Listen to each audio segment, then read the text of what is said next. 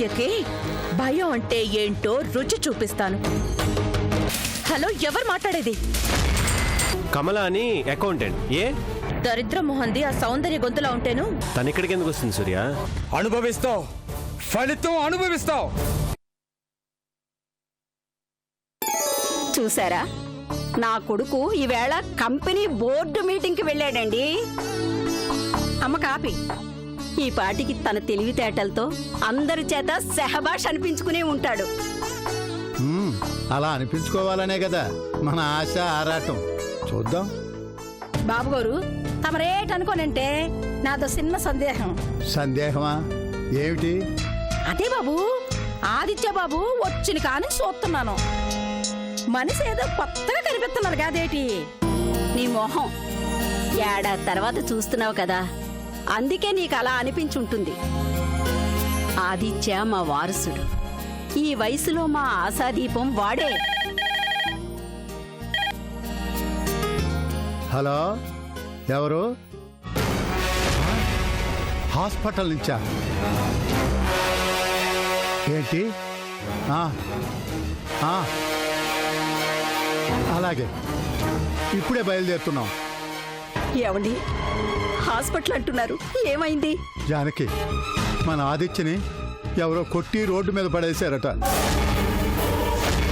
చూసిన వాళ్ళెవరో హాస్పిటల్లో చేర్పించారట.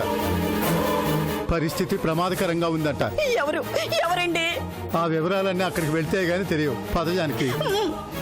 ఓలమ్మోలమ్మో, ఇది ఎక్కడ ఘోరం, ఇది ఎక్కడ అన్యాయం. బేగ వెళ్ళండి బాబు.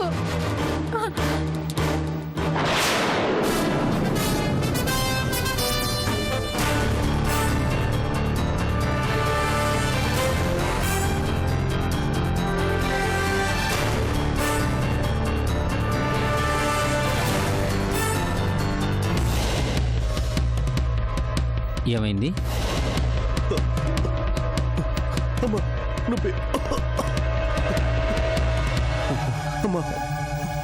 ఎలా జరిగింది? ఎవరో రోడ్డు మీద కొట్టు పడేశారు సార్.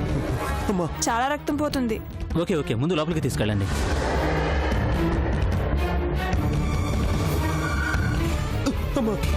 ప్లీజ్ కొంచెం ఓర్చుకోండి. ప్లీజ్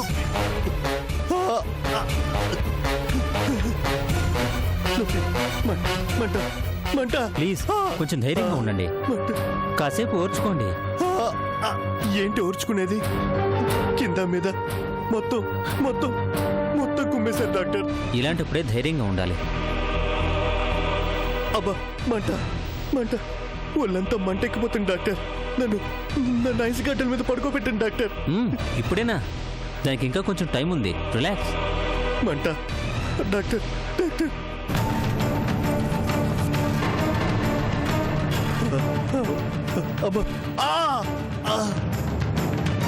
బాబు, ఆపరేషన్ థియేటర్ ఎక్కడ? అటువైపు మేడం.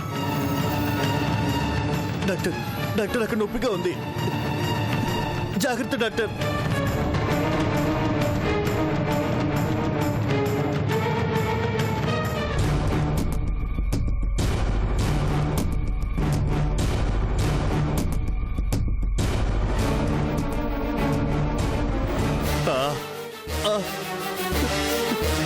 డాక్టర్,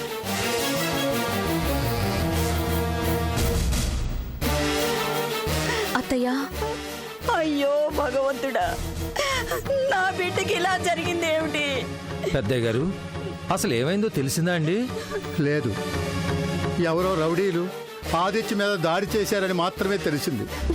మావయ్య, బోర్డ్ మీటింగ్ జరుగుతుంటే మధ్యలోనే వెళ్ళిపోయారు. ఇంతలోనే ఇలా జరుగుతుందని కల్లో కూడా అనుకోలేదు. నొప్పి నొప్పి డాక్టర్, డాక్టర్.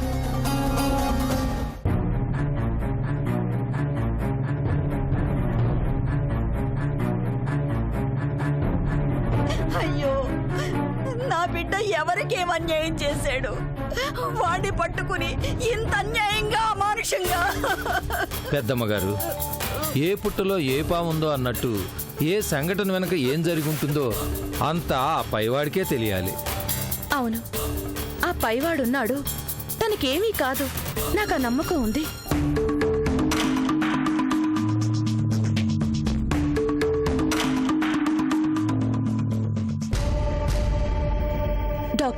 ఆయనకి ఎలా ఉంది? నా బిడ్డకి ఏం కాలేదు కదా డాక్టర్. ఆదిత్యని రూమ్కి షిఫ్ట్ చేస్తున్నాం, మీరు వెళ్ళి చూడొచ్చు.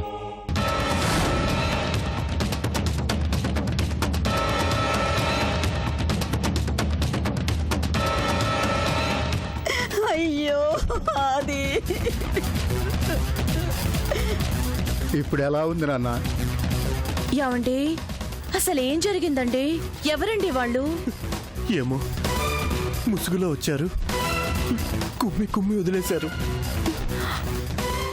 అయ్యో ఆదిత్య బాబు, ఎంత కష్టం వచ్చింది మీకు. వాళ్ళెవరో గుర్తుపట్టగలిగితే వెంటనే పోలీసులకు పట్టిద్దాం.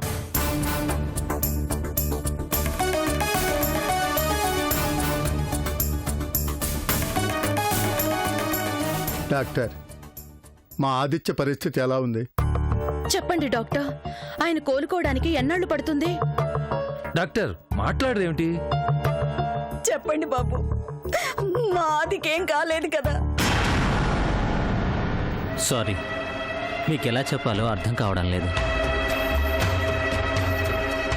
బాడీలో 6 చోట్ల ఎముకలు ఎరిగాయి, 12 చోట్ల కుట్లు పడ్డాయి. దుడ్డు కర్రతో కొట్టినట్టున్నారేమో, కండరాలని నుజ్జు నుజ్జు అయిపోయాయి. అన్నిటికన్నా ముఖ్యంగా చెప్పండి డాక్టర్. ఇది బాధాకరమే అయినా ఒక బాధ్యత గల డాక్టర్గా చెప్పక తప్పడం లేదు. డాక్టర్ చెప్పండి ప్లీజ్. అది ఆదిత్య గారి వెన్నెముక్క బాగా దెబ్బతింది. అయ్యో, కనీసం ఓ ఏడాది దాకా సంసార జీవితానికి పనికిరాడు.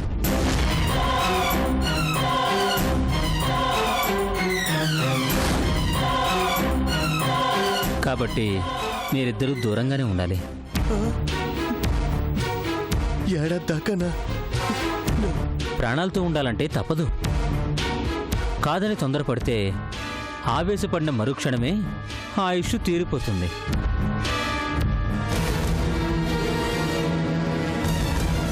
Be careful.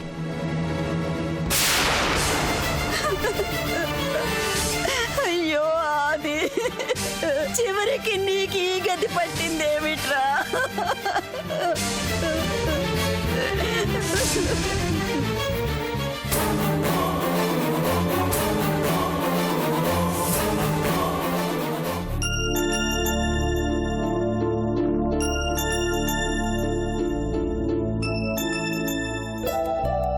హలో కళ్యాణ్, అదరగొట్టేశారుగా. ఏమంటున్నాడు మీ ఆదిత్య? ఇంకేమంటాడు, సగం సచ్చిన పాములా గిలగలా కొట్టుకుంటున్నాడు. Thank you Kalyan. అదేం మాట అర్చన, ఇది నా బాధ్యత.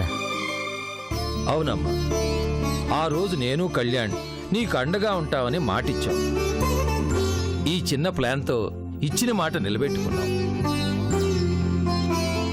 అర్చన, కొన్నాళ్ల పాటు ఇక నీకు ఆదిత్య సమస్య తీరినట్టే.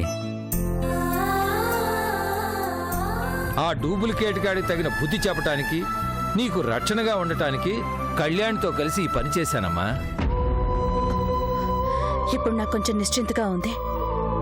లేదర్చన, ఇక ముందే నువ్వు చాలా జాగ్రత్తగా ఉండాలి. అంటే చెప్తారు విను. ఇన్నాళ్ళు ఆ దుర్మార్గుడు నిన్ను ఒక రకంగా కష్టపెట్టాడు, కానీ ఇప్పుడు మరో రకంగా ఇబ్బందికి గురి చేసే అవకాశం ఉంది.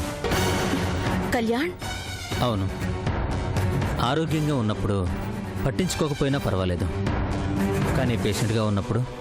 అర్థమైంది కళ్యాణ్. పెనం మీద నుంచి పొయ్యిలో పడతాను, అంతే కదా? అంతేకాదమ్మా, ఆ ఆదిత్య తన కొడుకే అని నమ్ముతున్న ఆ కన్నవాళ్ళు ఏమాత్రం తేడా వచ్చినా నిన్ను అనుమానించవచ్చమ్మా.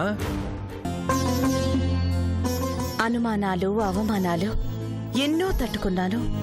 చెప్పాను కదా, ఎలాంటి ప్రాబ్లం ఎదురైనా ఫేస్ చేయడానికి సిద్ధంగా ఉన్నాను. ఈ జీవన చదరంగపు ఆటలో ఆ సౌందర్య వేసే ఎత్తులన్నింటినీ చిత్తు చేసేదాకా నేను నిద్రపోను.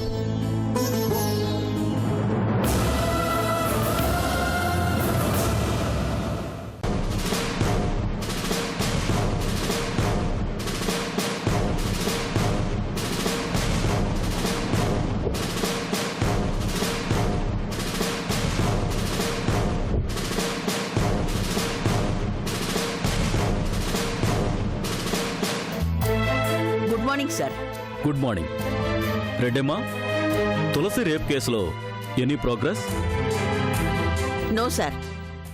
ఫరారులో ఉన్న ముద్దాయి కోసం అన్ని పోలీస్ స్టేషన్స్ అరెస్ట్ చేయడం జరిగింది.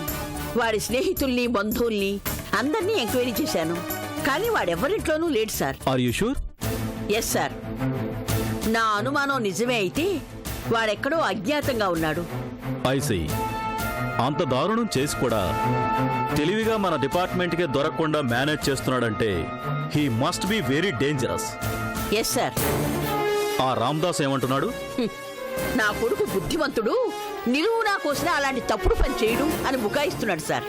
రెడ్డమ్మా, ఆ రాస్కల్ ఎక్కడ దాక్కున్నాడో ఆ రామ్దాస్కి తెలీదనే అనుకుంటున్నాను సార్. ఐసీ. తులసి ఎలా ఉంది? తన సర్వస్వాన్ని కోల్పోయిన ఓ ఆడపిల్ల ఎలా ఉంటుంది సార్? తన నీడను చూసి తనే ఉలిక్కి పడుతూ తనను ఆడపిల్లగా పుట్టించిన ఆ భగవంతుణ్ణి ప్రతి క్షణం తిట్టుకుంటూ జీవస్యవల్లా బ్రతుకుతుంది. మరి ఆ తులసి తండ్రి ఏమంటున్నాడు? కూతురి ప్రాణం కన్నా తన పరువే ముఖ్యం అనుకునే సగటు మనిషి. ఎప్పుడు ఏం జరుగుతుందోనని భయపడుతున్నాడు సార్. పిరికి వాళ్లాగా కేసును విత్డ్రా చేసుకోమని తులసి మీద ఒత్తిడి తెస్తున్నాడు. మరి ఆ తులసి తనకు అన్యాయం చేసిన ఆ దుర్మార్గుడికి తగిన శిక్ష పడి తీరాలని పంతం పట్టింది. అందుకే కన్న తండ్రికే ఎదురు తిరిగి ఇంట్లోంచి వెళ్ళిపోయింది. అవునా? మరి ఇప్పుడు ఆ తులసి ఎక్కడుంటోంది? ఉమెన్స్ హాస్టల్లోనా? కాదు, పోలీసు రక్షణలో. అంటే నా ఇంట్లోనే ఉంది సార్. పాపం ఆ పిల్లని చూస్తే జాలేసి నేనే నా ఇంట్లోనే. రెడ్డమ్మా, ఎందుకు ఆ రిస్క్? అంత జాలనిపిస్తే ఎక్కడన్నా రూమ్ తీసి ఉండమనొచ్చుగా. ఆడది ఒంటరిగా బతికే సమాజంలో ఉన్నావా సార్ మనం? గజానికో గాంధారి పుత్రుడున్న ఈ ప్రపంచంలో తులసి లాంటి ఆడపిల్ల ఒంటరిగా కనిపిస్తే రాబొద్దుల్లా వాలిపోతారు, పీక్కు తినాలని ప్రయత్నిస్తారు. కానీ అందువల్ల నీకేదైనా? పర్వాలేదు సార్. నాకంటూ ఎవ్వరూ లేని ఒంటరిదాన్ని. ఏం జరిగినా భయపడను. ఈ యూనిఫామ్ సాక్షిగా, ఆ ధర్మదేవత సాక్షిగా కేసు తేలేదాకా నేనే తులసికి తోడుగా ఉంటాను. ఆ నరరూప రాక్షసుడికి శిక్ష పడేలా చేసేదాకా వెనకడుగు వెయ్యను, కంటి మీద పురుగు రానివ్వను.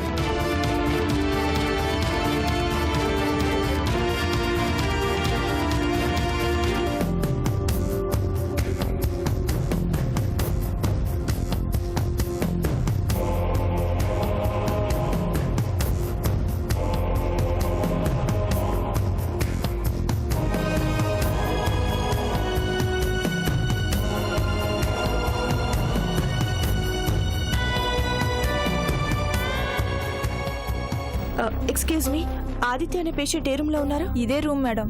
థ్యాంక్స్.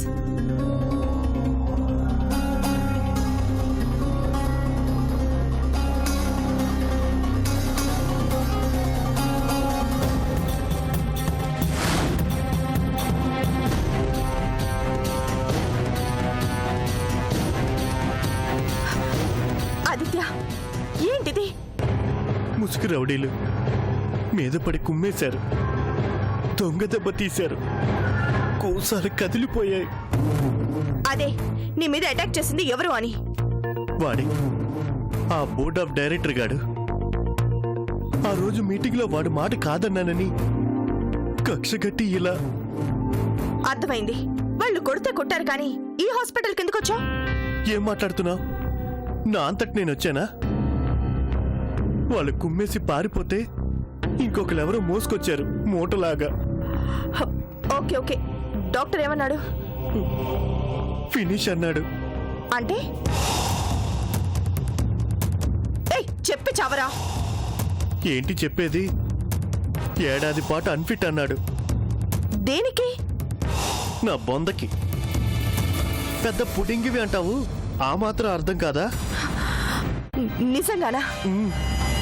ఏడాది పాటు దాంపత్య జీవితానికి దూరంగా ఉండాలంట.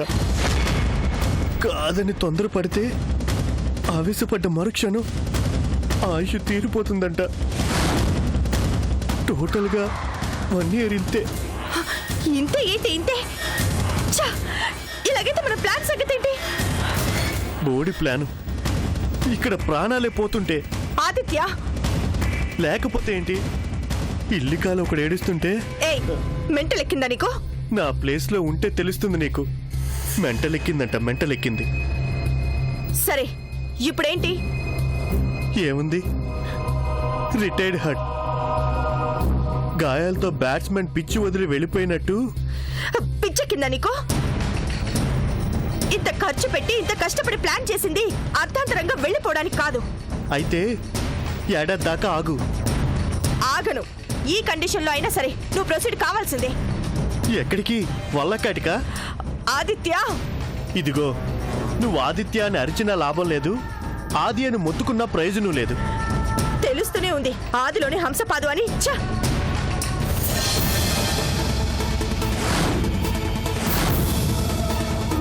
అమ్మో, వాళ్ళు వచ్చేస్తున్నారు.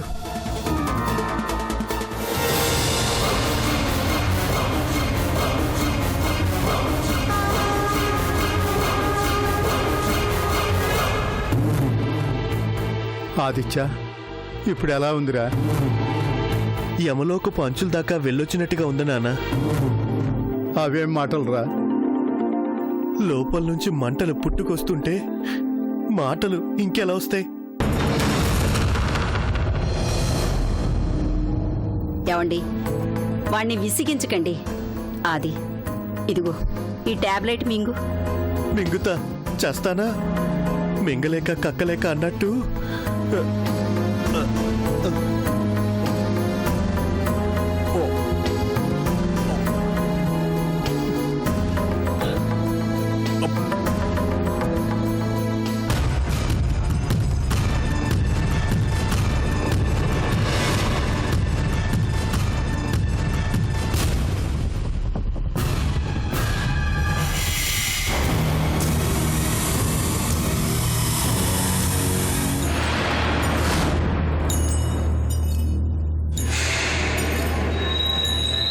సౌందర్య, ఛ! చూసేశాడు. ఇప్పుడెలా? నువ్వేంటిక్కడ? అది తెలిసిన పేషెంట్ని చూడాలని. పేషెంటా? ఎవరు? అది మీకు తెలియదులేండి. బాగుంది. నా హాస్పిటల్లో నాకు తెలియని పేషెంటా? అంటే తెలీదని కాదు. నేను నా ఫ్రెండ్ ఇంకేదో హాస్పిటల్లో ఉంటే ఇక్కడే అనుకుని పొరపాటుగా వచ్చేసాను. పొరపాట్లు చేయడం నీకు అలవాటే కదా. అవును, ఆ రంగారావు గారింట్లోంచి నిన్ను తరిమేశారని విన్నాను. అబ్బే, నేనే కావాలని ఎన్నాళ్ళని ఇంకొకళ్ళ మీద ఆధారపడి ఉండాలి అని వెళ్ళిపోయాను అంతే. ఓహో, పోస్టింగ్ కాదనమాట, రెసిగ్నేషన్ అనమాట. అది అలాంటిదే.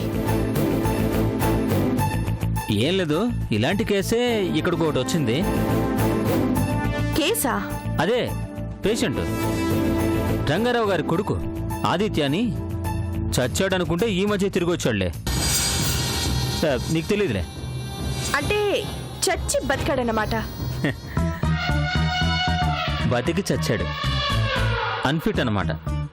అంటే నిజంగానే ఏడాది దాకా దేనికి పనికిరాడా? నీకెలా తెలుసు? అడిగేది నిన్నే. అంటే అన్ఫిట్ అంటే అర్థం అదే కదా? నిజమే, ఏడాది దాకా దేనికి పనికిరాడు. ఏ, నీకేమైనా ప్రాబ్లమా? నాకా? చీచిచి, నాకేం ప్రాబ్లం? ఊరికే అడిగానంతే. ఉంటాను.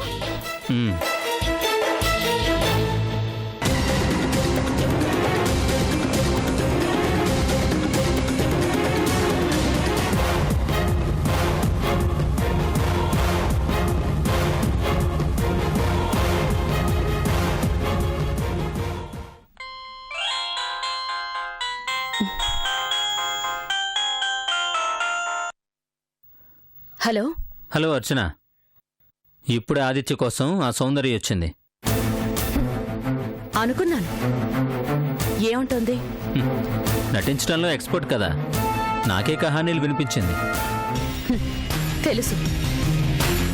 అదో మేకవన్ను పులి, క్షణానికో రంగుని మార్చే ఊసర వెళ్ళి. కాబట్టే మనం చాలా జాగ్రత్తగా ఉండాలి.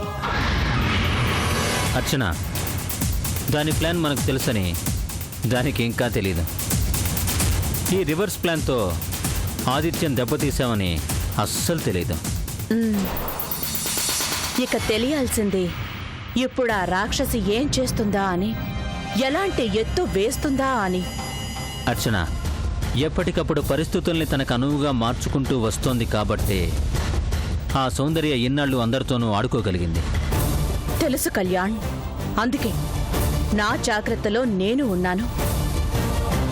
దాని ఆట కట్టించే క్షణం కోసం 1000 కళ్లతో ఎదురు చూస్తున్నాను. ఉంటాను.